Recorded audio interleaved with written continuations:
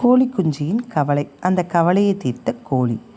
ஒரு ஊரில் ஒரு கோழி குஞ்சியும் தன் தாயும் இரையை தேடிக்கொண்டு இருந்தது.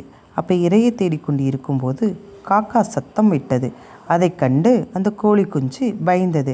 அம்மா, என்னை காக்கா தூக்கிவிட்டு போகுதும்மா, என்னை பாதுகாருங்கம்மா, என்னை கடிச்சிருமோன்னு, என்னை கொத்திட்டு போயிருமோன்னு எனக்கு பயமாக இருக்குமா அப்படி என்று கோழியிடம் கோழி குஞ்சு சொன்னது. அதற்கு கோழியோ, நான் இருக்கும் வரை உன்னை யாரும் நெருங்க முடியாது என்று சொன்னது. அம்மா, என்னை பிடிச்சிட்டு போயிட்டாங்கன்னா, அம்மா என்னை கொத்திட்டு போச்சுன்னா நான் செத்து போயிடுவோம்மா, நான் உன் கூட இருக்க முடியாதுமா அப்படி என்று சொல்லி அந்த கோழி குஞ்சு தான் தாய் கோழியிடம் அழுதது. அதற்கு என்னை விற்று உன் உயிர் பிரியாது, நான் உன்னை விட்டும் நானும் பிரிய மாட்டேன் என்று சொன்னது. அம்மா, எனக்கு பயமாக இருக்குமா, நான் என்னம்மா பண்ணுறது அப்படின்னு கேட்டது. அதற்கு நான் ஒரு ஐடியா சொல்லவா?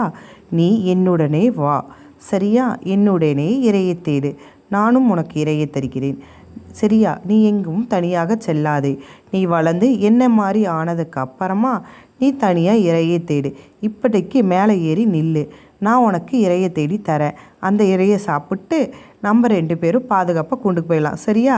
சரி வா, நம்ம இப்படி இந்த சைடு போய் இரையை தேடி தின்னுட்டு வந்துடலாம்.